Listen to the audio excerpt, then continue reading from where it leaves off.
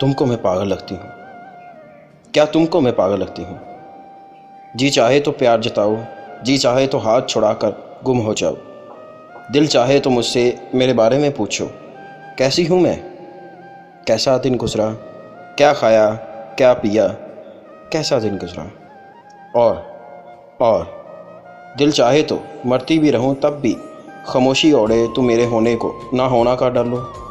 क्या तुमको मैं पागल लगती हूँ? क्या मैं पागल हूँ?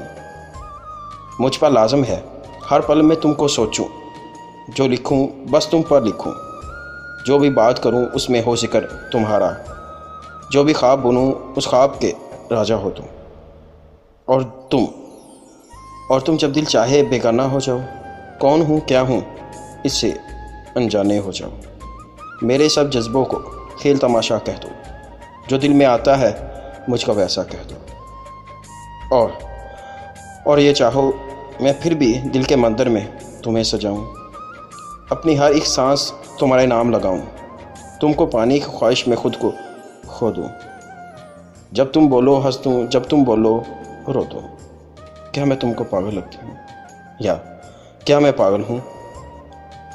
सच पूछो तो झूठ नहीं है, सच पूछो तो झूठ नहीं है।